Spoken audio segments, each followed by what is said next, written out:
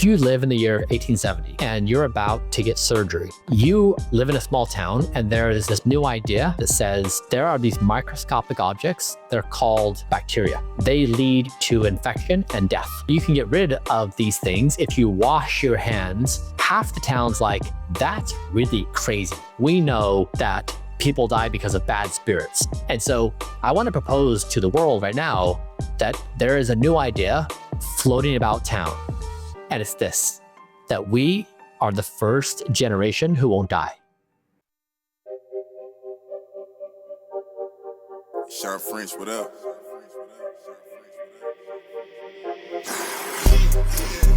This one's luck, I let the pain inspire me. I put my all in everything I'm doing. Up until it's done, I'm me for the entirety. I put in overtime, I be working. Just know I'ma go for mine, cause I earned it. They watching, I know it's time. I confirmed it. A whole society determined society. What's up, everybody? Welcome back to another episode of the Determined Society. I'm your host, Shawn French. And before I introduce today's guest, please go ahead and hit follow on YouTube, Spotify, and Apple Podcasts, and let us know what you loved about today's guest. So today I have with us a longevity expert, a man who has set out to literally say, don't die. He's created the Don't Die Summit and the Blueprint. I have with us Netflix own Bryan Johnson. What's up, brother? Hey, good to see you. It's so good to see you, man. It's so good to see you. I've seen so many things from you. I feel like I already know you. How do I match up in real life? Well, dude, you're as handsome as ever. Okay. and I'm sitting over here, you know, looking at probably the most in shape individual on the face of this earth. I mean, what does this look like from your vantage point when you see what I post and the doc? Like, what goes through your mind? I would say initial, to be fair, like, oh my God, that's a lot, right? It's a lot. But then when I peeled back the onion a little bit, I was really starting to see the mission, right? The mission of like, hey, we can reverse the aging process and we can have more time on this earth with the ones that we love. And I adore the fact that you've pretty much turned yourself into a guinea pig to help society get healthier. Yeah. You know, I need to find a new word besides guinea pig. I would say it's like such a common phrase. Mm-hmm. I think of myself more as an explorer, you know, like Ernest Shackleton style. But I need to figure out how to bridge from guinea pig to Shackleton. What do your friends think of what I'm doing? Dude, of you? I mean, yeah. Everybody's pretty much blown away, man. I mean, they're very excited about this episode being recorded and going out, because what I think you've done is create an undercurrent of what everybody really wants, right? Everybody wants more time on this earth and nobody wants to really get sick. But I think the big disconnect, Bryan, is, you know, there's one thing, there's many things that stuck with me, but one comment that you made on your show was, I used to eat with my mind and now I eat with my body. I'm like, holy shit, hold on a second. Yeah. What does that actually mean? Because, you know, when you look at that, it causes for a different action, right? And in my circle, at least, they're very intrigued and very excited. Now, I know you've caught a lot of hate, you know, I mean, you know that you've talked about it openly, and I kind of find it comical, to be quite honest with you. Yeah. You know, what's the best burn one of your friends has made of me? None of my friends have burned anything of you, dude. Not one. I watched the documentary with my wife, and she's like, "Wow, that's a lot." She goes, "But hey, can we just do some of this?" Yeah, because like we can't set up a lab in our house, and I'm like, I get it, you know, but from my circle, there's been no burns on you. Everybody's just intrigued. Yeah, Shawn, I'm impressed that you picked up that one line, because you correctly identified the essence of this entire thing in that one line. Thank you. Yeah. You saw it. Yeah. Thank you. I think it zips by most people because it's such an absurd thought, and it's like weird, and it's not quite understandable. So yeah, you nailed it. Yeah. I mean, walk the audience through that though, right? Because what does that actually, you know, we can say it, right? But I'm also curious to dive deeper into that, because I've made a lot of improvements lately, but there's still a ton I can do. because we're emotional beings, right? So for me, if I'm happy, I want to eat, I want to celebrate. If I'm sad, I want to eat because I'm down. So, but that's all mental, and you have disconnected from your mind. Yes. Yeah, exactly. At the most basic layer, every single one of us needs to decide what to do next. So in this next second, what are you going to do?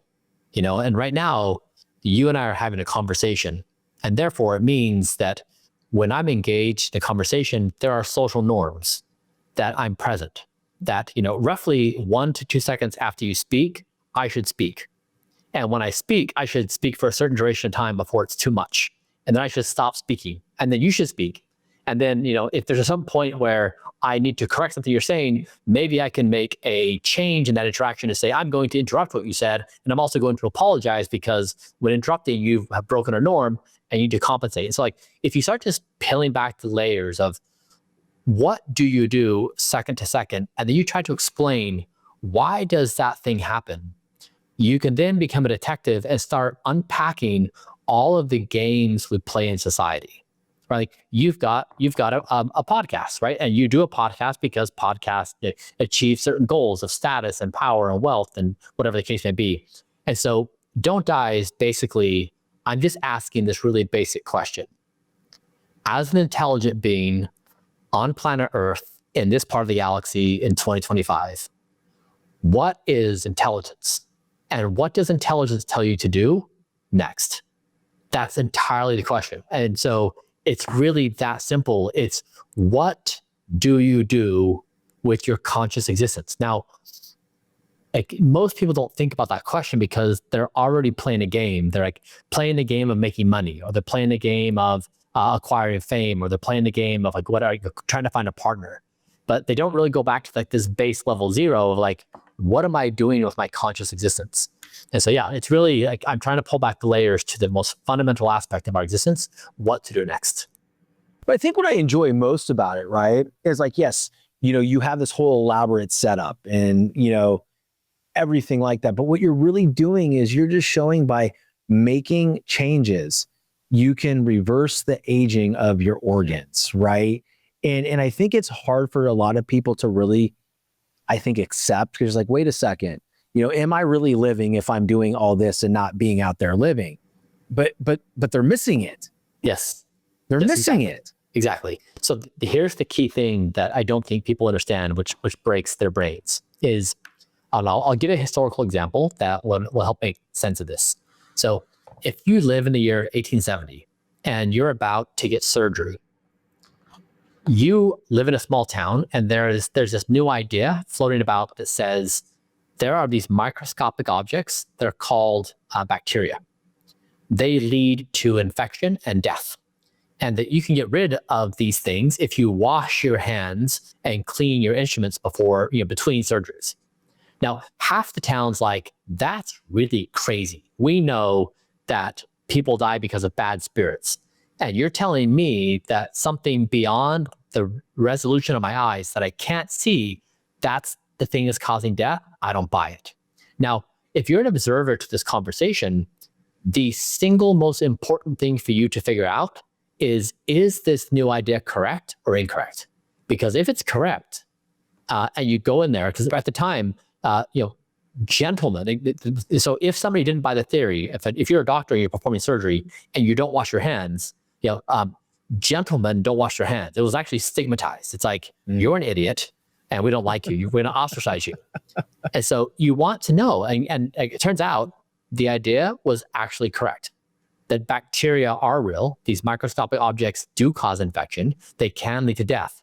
And so doctors who were washing their hands and washing their instruments, they in fact did have lower mortality rates.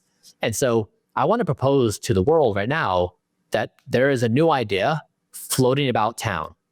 And it's this, that we are the first generation who won't die. Now, if you sit in that contemplation for a minute, it's not that we actually know how to not die. It's that we're giving birth to AI, and the AI is moving fast, far faster than any one of us can contemplate. And that the incremental progress AI is going to make is going to slowly extend our lifespans, maybe until we get to a point where we just say, we really don't know if there's an end to this. Like, we can't quite see it. Like, we have all these abilities to regenerate our body. And so what I'm proposing is like, that's the moment. Now, up until this moment, the entire philosophy of the human race could be summarized in YOLO, LOL. If I'm going to die, like, I might as well blank. Like, I might as well conquer territory and try to, get rich. I might as well sacrifice my health to achieve fame. I might as well pursue debauchery and pleasure because blank. And so most of the world operates on this principle where they say, I'm going to die. Like, what does it matter? And I'm saying to them, like, you don't understand. There's this really new important question, and you really want to know if this is true or false. My mind's going a lot of different places when you're speaking about that. But the one particular place that I want to speak about is, to your point, the YOLO, right? We're going to go party. Yeah. We're going to go do all these things. We're going to work ourselves till we're miserable and not have enough space to be present with our families, et cetera, right? That's okay. Society accepts that. Society accepts seeing people on social media drinking, talking about porn, all this different stuff, but it's taboo to want to live longer? Yeah. How is that? I mean, right, Bryan? Like, come on, man. Like, what are your thoughts on that? Like, how do you work through that, and how do you educate people on that specific point? Yeah, I do say that my life is bizarre because I basically spend my time telling people that dying is dumb, and I get called a weird motherfucker. Yeah. Like, well, dude, so, but for most people, it was even in your doc, like, The View was bashing you. Like, one lady is like, F you, Bryan. It's like, you're missing it. And I think what it did, though, Bryan, and I tend to look at things deeply. That's why I didn't miss that one statement in your documentary, is you remind people that they aren't doing the right stuff. I know, it's true. And it's a threat. Yeah. Especially to the medical industry, because we all know there's no gain, there's no profit in healthy people. Yeah. Yeah, I mean, I guess there really could be, there should be, but you're right. I mean, I think I do empathize with people because I do remember being obese, and I also remember wanting to be healthy and wanting to be fit, and then having personal behaviors like overeating that, I couldn't stop, and that's a really bad feeling. And so this is in part why when people hate on me, it doesn't bother me at all. People are in a tough spot and they're trying to be their best selves. And that's really hard. It's very, very hard to be human. And then that it's especially hard now because every corporation, 90% of corporations out there are trying to get you to die, right? They're feeding you fast food. They're giving you addictive algorithms. The number of corporations and influences in your life who are trying to help you not die, you can count on one finger. That's just like, there's so few people who are actually like in your corner saying like, you can become a great, you can feel great. You can actually get your mental wellness under control. So I've tried to be that. I've tried to play that role for all of society of like, I'm going to stand up. I'm going to call out the insanity of like, this is stupid. Like this whole situation of the debauchery is stupid. We're all addicted to shit. We should stop doing it because it makes us sad. And corporations, stop being evil motherfuckers. Like, stop. It's just like, it's ruining society. So like, I've tried to be the counterweight to this cultural thing that just become so normal that we just can't see it anymore. Yeah, I think what makes, I think beyond the obvious, your intelligence and the things that you're doing make you very appealing to the layperson is you've been overweight, Bryan. I look at things from you back in the day, over at Braintree Venmo before you sold to PayPal. It's like the dude doesn't even look the same.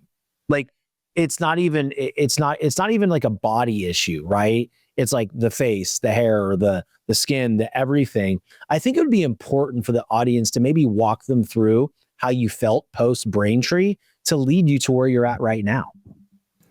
Yeah, it's like it's an omnipresent fog. Like you wake up in the morning and your head hurts. So it takes like 45 minutes to just get basic blood flow. And then like you feel okay. Let's just say you get an exercise, you get something done for 30 minutes, and you're feeling okay. And then you kind of grapple with your first temptation where you're in a meeting and there's croissants and muffins and, whatever. And you're like, do I? And then lunch, you've got a brownie and chips and like breaded stuff. And then dinner, it's like, you just like start that process. And then all day long, it just kind of chips away. Then at night, you're just so worn out and you're mad at the life, and you've had a fight with your partner, or you've got something wrong with work and like whatever, and you just want to sit there and be a zombie because everything just hurts. Like life just hurts. And this is why, going back to your comment, Shawn, of why I said the most powerful thing I discovered was decision making is better done with my body than my mind, because what I do now, people think I live in some kind of dystopic reality, but what I basically said is that in the same way you plug an address in when you go to a location, because the navigation app is better at knowing traffic patterns and current traffic patterns and the path than yourself. The algorithm is going to make a better decision for my health than I can. It's going to be able to take into account more things. The algorithm is not going to fall prey to bad decision making. So I basically said, I want an algorithm to make decisions for me, because when I do them, I can't do it right. I fail every single time. And so it's been such a relief. Like, honestly, it's the first time in my entire life I feel relief, and I actually don't do things I don't want to do. I don't really want to do. That's awesome. Because I'm listening to this, and like when you say, you wake up in the morning, you have a headache, right? I overate on some stuff last night, Brian. Exactly. I'm not going to lie to you. And I woke up this morning and I had a headache. Exactly. And I'm like, hurts. What the hell? And then I woke up and then I had my water, right? And then I had some black coffee, and I just didn't want to touch food until later on in the day. And by that point, I'm underfed, and then I'm not making the best decision moving forward. And I think that's the game that everybody's playing in society, is what one decision that you make at night really is going to impact how you feel in the morning and impact your decision making throughout the day. And then when it really hurts, and you've been there, and it's like at night when you have the decision fatigue, and that's when you fall off the rails. That's when you binge. Exactly. And then you start the cycle over. Exactly. So we actually proved this with evidence, where my brain interface company, Kernel, we measured my willpower when I had a good night's sleep with a lot of deep sleep, and when I didn't, I had bad deep sleep. And we saw that when I had poor sleep, like low levels of deep sleep, it demolished my willpower. Was that because there's a high level of cortisol? It changes when you don't sleep well, it changes all the chemistry in your body. That you crave junk. And so if you just pay attention to your own patterns, this is why I say that sleep is the number one life strategy. You should basically plan your life around sleep, because nothing influences your life more than sleep. It creates this domino effect for all things. So I'll give you some should I lay this out for you? Yeah, please. Okay, so for your listeners, like, this is what I would tell you to do as your number one most important thing is you want to track your resting heart rate before sleep.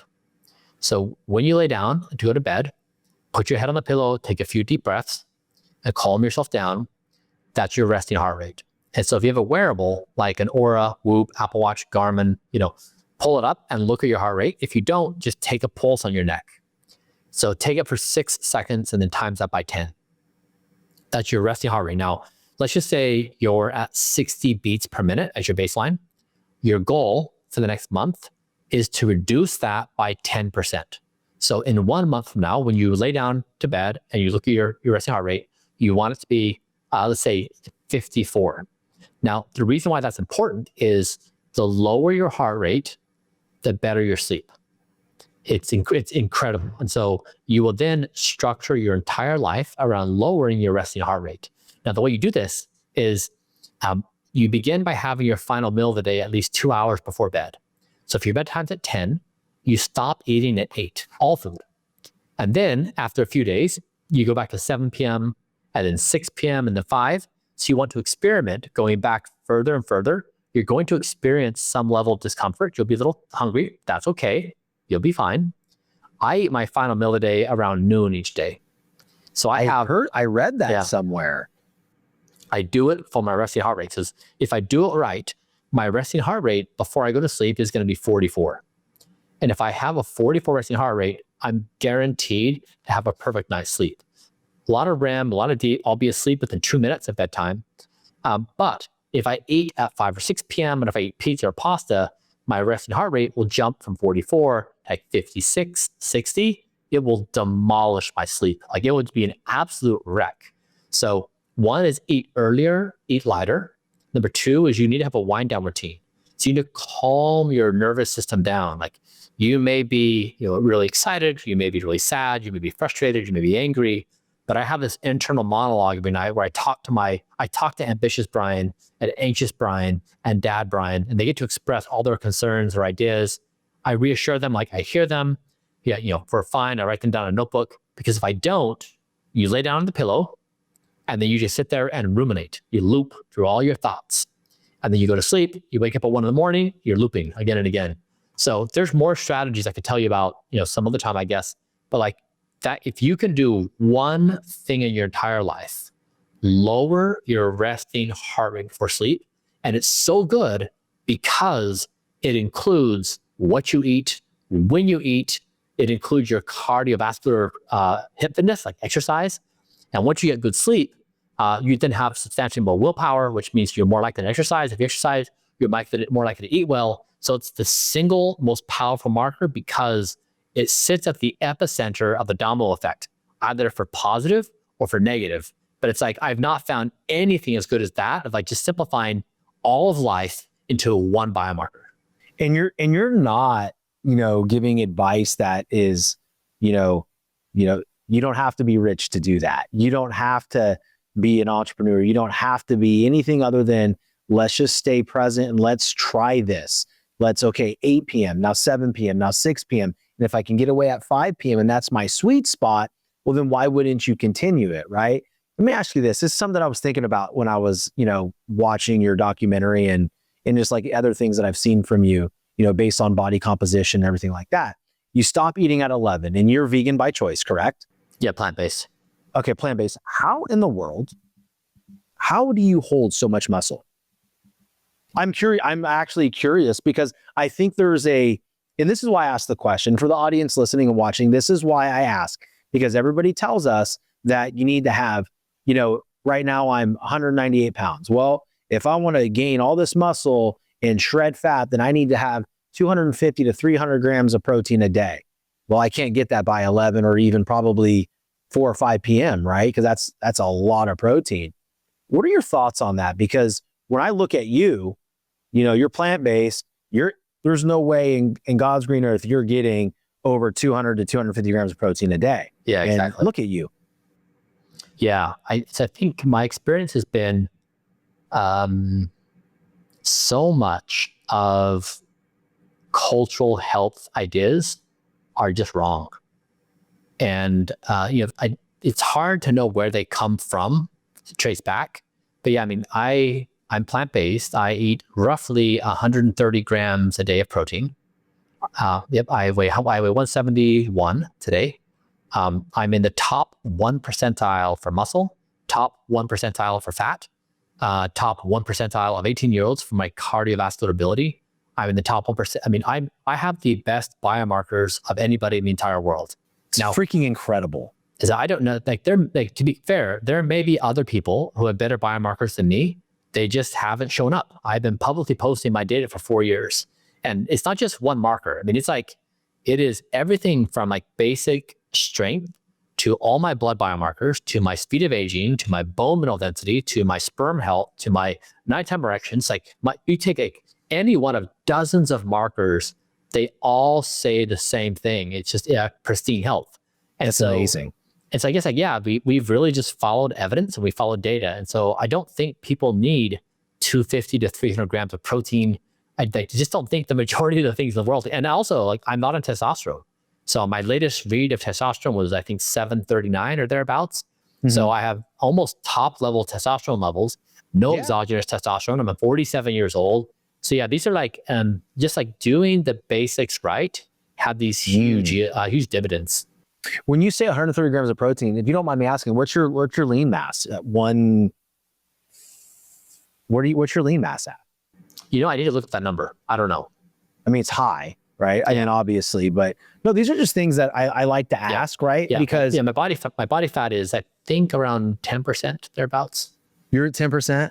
Thereabouts, yeah. You look like you're in single digit. Yeah. It's probably 9-10%. I'm pretty lean. Yeah, you're very lean. And is that including visceral and brain and all that kind of stuff?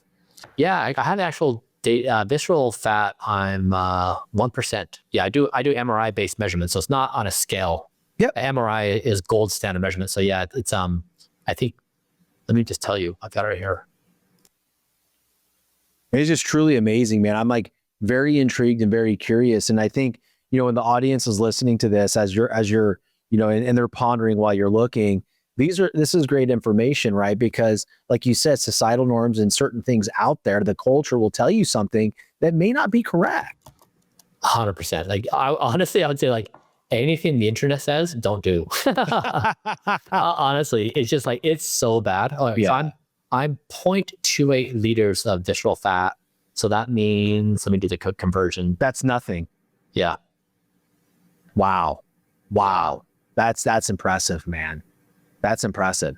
You know what happens when I eat a lot of protein? I get gout in my ankles. Also, too much protein. So you're exactly right. Too much protein is really bad for you. Yeah. Wow. You really don't want, and it's such a strong cultural thing. But if you actually measure these things, like, you can see the negative effects in the body. So it's just like, it's where culture exceeds science. It's my wife was saying, we're going to dive into his blueprint. My wife, she's all in it, man. She watched it with me, and, I told her I was interviewing you today, and she was very intent of like, I think I want to dive into this. She goes, are you open? I'm like, well, of course I'm open. Like, I have 3 beautiful children and a beautiful wife. I want to be around. I'm 46. I'm roughly the same age as you. And, I'm just now starting to get healthier again. And, when I look at you, I'm like, wow, that's something that's possible, in later in age, right? That I'm in. And I think there's a lot of people out there that, even listening to the show right now, can really get a whole lot out of it. Like, hey, wait a second. I can feel better. I can sleep better. I can look better, and I can live just a little bit longer. Yeah. Yeah. I think most people will be pleasantly surprised if you just take the basic things of what I'm saying, which is like, make resting heart rate the most important marker of your life. That's going to drive your dietary habits. Like, the more, like, the thing that resting heart rate does, if it is so important, is most people are debaucherous between like 6 p.m. and midnight. Right? Willpower's down. You're out with friends. You're in relaxation mode. Like, you're trying to steal back the time that you've been, all day long. That's when people commit most self-destructive harm. And so that resting heart rate is a check against your worst behaviors. Because if you're optimizing for your resting heart rate, you can't eat the bag of chips. Because if you eat the bag of chips, it's going to spike your resting heart rate. So this is why, like, I would say, if you make that the most important goal of your entire life, you will make more money, you will be happier, you will be more successful in your business, your personal endeavors, you will be a better partner, you'll be a better parent. Like, it will make you better on every single dimension if you optimize that marker. I think too, like, I keep going back to this, but the wake up in the morning, right?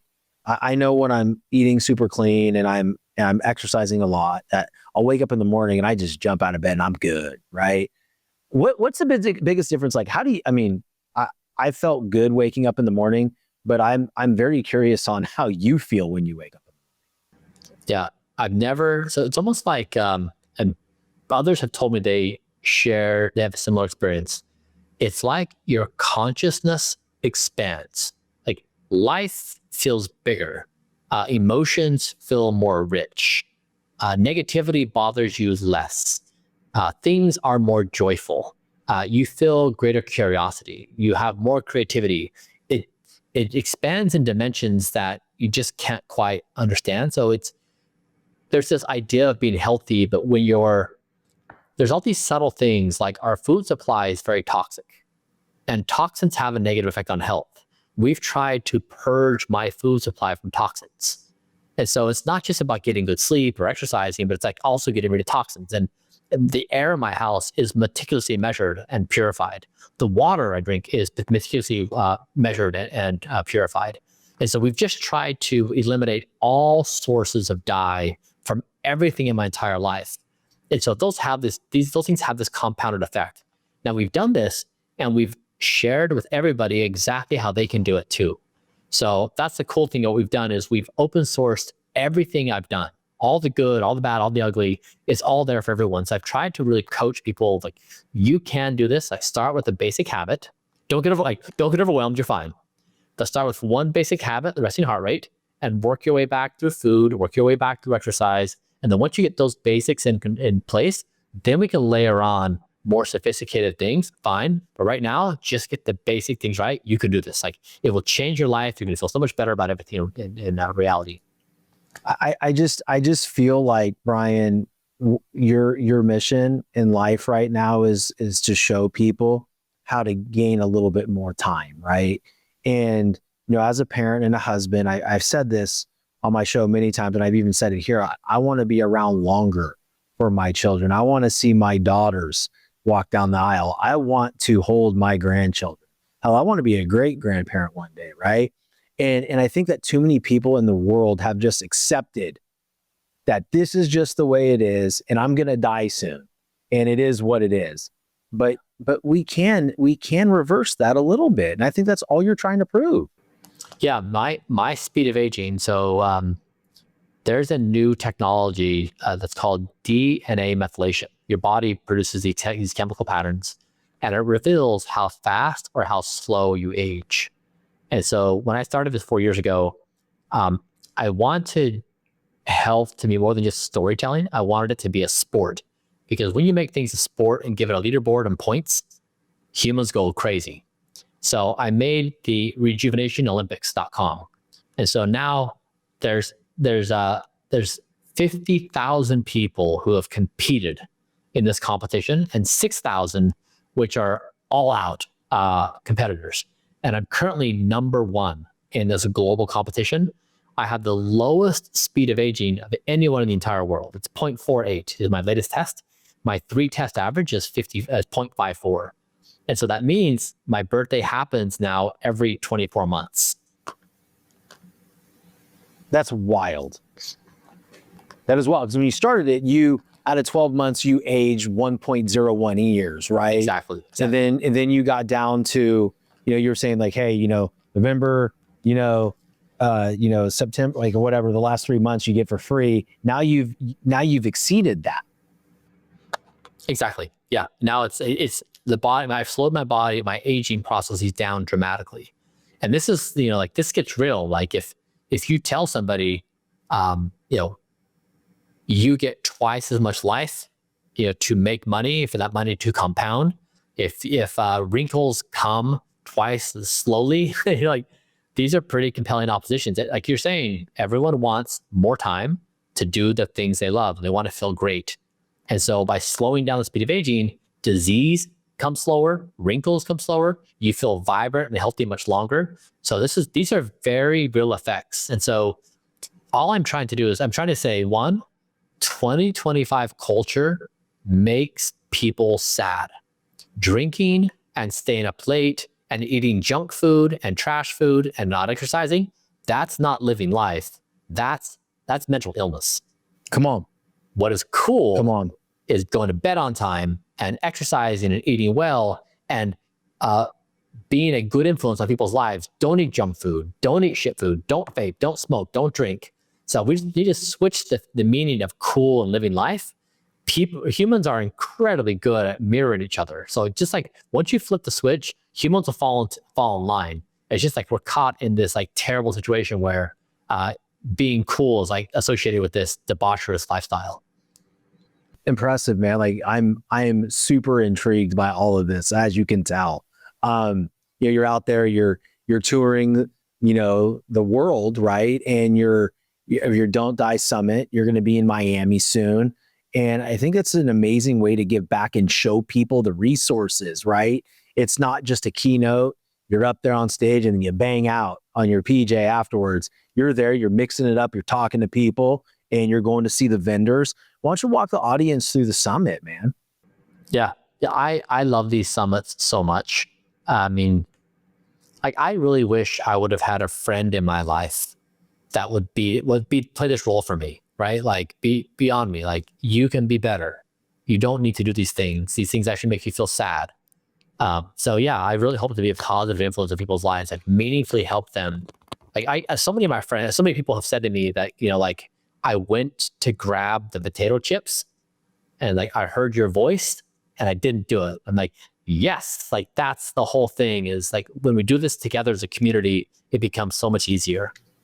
It's because as I'm on this interview with you, this conversation, I'm thinking like, what can I implement, right? What can I, as far as the resting heart rate, the cutting back the meals to, from a later part, and then also taking the pressure off of me. I'm like, I don't need XYZ like everybody says. Like, let's make sure that we eat foods that don't have a lot of heavy metals, which I think is a big deal, right? As you mentioned, our food is toxic.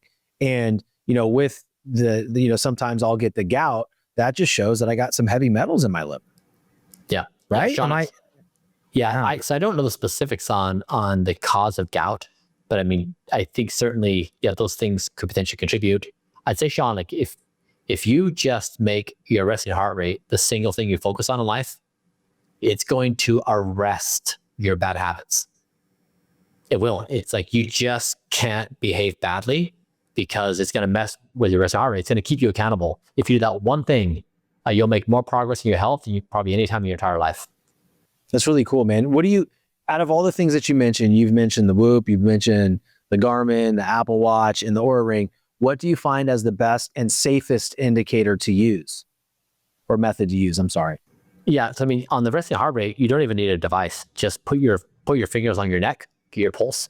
So that can be no tech. I'd say if anyone's going to do any measurement, I'd get a blood draw. So yeah, so my company Blueprint, we offer a low cost blood draw. It's 115 markers thereabouts. But if you have it, most people don't get these on a routine basis, and most of the ones the doctors order are pretty narrow. So an annual blood draw is really good because you want to find anything majorly wrong early. And oftentimes, like, most of people's complaints can be pointed back to something like maybe you're low in vitamin D, or maybe you're low in whatever. So I do a basic blood draw. It's $350 at Blueprint. And there's 3,000 locations around the country. It's a really low cost, good way for someone to get a baseline of like, is there something wrong? And then find basic things you can try to improve. Walk me through the Blueprint, right? So when I go to your website, right, the Blueprint, and we'll put that link in the show notes, and I go on that link and I see a bunch of different options, right? I see, the olive oils, and I see what Bryan uses, and then I see some other things. If you were to steer somebody there right now, so let's say you say, hey, Shawn, I need you to go to the website today, and this is what I want you to pick up that's going to help make an impact in your life and your health immediately. What would that be? 3 things. I would get the Blueprint stack, which is basically the protein, the olive oil, and 8 pills. And then I would do an advanced blood draw for basic check, and I would do speed of aging. And those 2 measurements plus that routine, it gets you, the Blueprint stack gets you like 70 health interventions. And so the way we did it is every single ingredient had to fight for its life to be included. So it has to have some kind of clinical evidence that it's actually good for you. And then we third-party test it, and then we share the third-party results. So it's just like I eat Blueprint myself. Like, everything I consume is Blueprint. So you're doing exactly what I'm doing when you do this. And so I do this because I trust Blueprint more than I trust any brand, because I see the process of sourcing, testing, I see the results. Whereas we've tested everything else. I can tell you, like, it's wild out there. Like it is really not safe. So yeah. So I do the blueprint stack, get 2 tests, and then you start adding on more things. Like you could add some collagen peptides, you could add some creatine. We have those. Everything's third-party tested. So yeah, we're trying to solve for, if you want to be on a blueprint lifestyle, we can satisfy all of your calories on a daily basis. And in that, right, in that blueprint, is there some type of nutritional advice, like eat this, or is it that's what you're consuming is within the blueprint? So on the blueprint website, I have a protocol section where I just detail every single thing I do every day. So from the moment I wake up, I parse it out like every 15 minutes and just include everything. I include all my supplements. I include all my recipes, all my protocols. So I've tried to make this really easy. I think we're now trying to like make it super simple, where like we're now working on this version where we say, all right, you wake up in the morning, brush your teeth, and this is how. And then we just walk you through your entire day. And then you can pick and choose what things you want to do and what don't want to do. But we're trying to just say, like, if you want to turn off, like, if you want to just say, like, I'm doing it, we'll give you the instructions on every step through the entire day. That's pretty awesome. And just to be clear to the audience, and I want you to tell them, right? Because they'll go and they'll look you up, right? If they don't already know you, and they'll go watch the documentary and they'll be blown away, and they'll look at all the equipment in your house and all of the, you basically have a clinic, stacked up there, right? And then they're going to immediately go, well, I can't do that and give up. What would you tell them when they think that? So you, I would say just do 2 things. Get the blueprint stack. It has a lot of foundational stuff you need for health and wellness. So think of it's like a longevity stack where it's foundational for your health. And then I'd say live life according to your resting heart rate before bed. Just do those 2 things, but don't tackle other bigger problems. Don't overwhelm yourself. Just do that. And then once you get those, like once you're like there's a power that comes along when you start eating well, like you're doing things that are positive for your health. There's this psychological boost of like, you know what, I'm doing something. And then you can bridge that into saying, now I'm going to do the resting heart rate thing, which means I can't eat late. I can't snack late. I can't drink late. I can't, even if like if you're playing games on your phone, that's going to raise your heart rate. So just getting yourself in check, like those 2 things get started, and then you'll find that you'll get into this nice positive loop where they'll become habits. And then you'll say, all right, I'm ready for my next thing. And so then you just make new life habits. Because right now you already have habits. They're just not the ideal habits. You're just replacing bad habits with good habits, and just one step at a time doing it. Yeah. My wife and I, and she's gonna listen to this and watch this episode, and she's gonna hold my feet to the fire because I'm that notorious idiot that likes to fall asleep with the TV on. Oh yeah. I know, dude. I know. You're looking at, you should see in your face, dude. You're like, oh, you buddy. Yeah, no, that's it though. And she's like, I don't want to. I'm like, well, that's how I fall asleep. Right. So for me, it's like, okay, well, maybe, reading a book, maybe even, like starting to use that as a nighttime routine to settle into going to bed early. Yeah. Okay. So this is what I would invite you to do. I think, Shawn, this would change your life. So tonight, try to turn off all screens 30 minutes or an hour before bed. Yeah, you choose. Okay. And in that 30 to 60 minutes, you'll go for a walk, read a book, do some breath work, talk to a friend. I love reading a book. It's the best thing. Read the book for like 10 minutes just before bed, but no screens for an hour, book a 10 minutes book before bed. And I bet you, and then have your final meal at say like 5 or 6. Mm-hmm. Is that okay? What time zone do you want? It's 5:30 now. So yeah. Were you planning on, so are you eating dinner right now? No, I'm not eating dinner. I haven't eaten dinner yet. I planned on it, but I probably won't get home until 7. Okay. All right. So maybe tomorrow, but like, okay. Yeah, do those 3 things. And then like later in the week, if you can, add some red light. Just buy a red light bulb and screw it in. So just put red light on in your house instead of house lights. So you're in red light for 30 minutes before bed. That's like the vibe of the house. Okay. Red light, read a book, no screens. It will change your life. That's amazing. Yeah. That's the point though. I want the audience, you guys listening, like these are not monumental changes. They're decisions. Yeah. They're choices, right? Like how bad do you want to do these things? And for me, like those are things I can commit to. I can commit to reading a book. I can commit to going and does it have to be a specific red light or just any red light? It's just a red light. Yeah. Just a red light. Just red light. Yep. Visible red light. Go get a red light from the hardware store. Boom. Exactly. Pop that bad boy in the ceiling fan. You're rocking and rolling. Yeah. And then again, a book in hand. Like I allow a physical book in your hand. 10 minutes. Just do it 10 minutes. And 10 minutes. Tomorrow, you'll wake up the next morning, you'll say, oh my God, life is so amazing. I feel great. It's going to be such an immediate effect.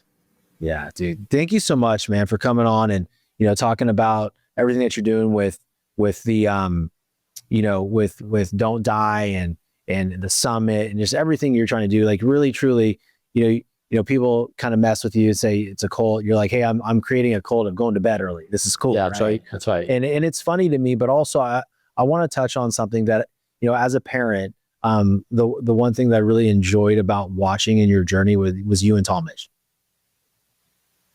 I can't even imagine, my son or my daughter's going away to college right now because they're so young, but I really enjoyed watching that journey with you guys and you getting that 160 days with him before he went off to college. What was that experience like for you? Yeah, I think we all want deep, fulfilling relationships. And despite that, I think nearly 40% of American adults report chronic loneliness. So there's 300 plus million of us in the US alone, 8 billion of us on the planet. Yet despite that, people feel deep loneliness. And I understand like relationships are hard and it's hard. As I never imagined that my son would be my most fulfilling relationship, that he and I would pal around in life and just understand each other and just like kind of do life together. And it really has been like an absolute highlight of my life that we have so much fun together and it's just so natural and easy. There's just no effort required. So it's really a pleasant surprise and a peak life highlight. The thing that I really enjoyed is that he was getting in it with you. He was like, he at one point is like, hey, can I go get my pills now? Like, can I do this? And you could just see the connection there between the two of you. And don't worry, man, I would cry in a Target too. Like I brother, I'm that guy. Don't worry, man. I probably have. But again, man, thank you so much for coming on. I truly enjoyed having this conversation with you. I would love to keep the communication open with you and continue to learn from you and all that good stuff, man. You're doing big things and I appreciate you. Thanks, Shawn. I really enjoyed hanging out with you. Thanks. Yeah, me too, man. Me too. It was great. So for the audience, I need you guys to do me a quick favor. I need you to drop a comment here on YouTube or on Spotify and tell us what you really enjoyed about the episode. But more than anything, please share it with someone that you know, love, and trust that wants to have a better life, improve their longevity, and be around their people a little bit longer. And until next time, stay determined. Shawn French, what up?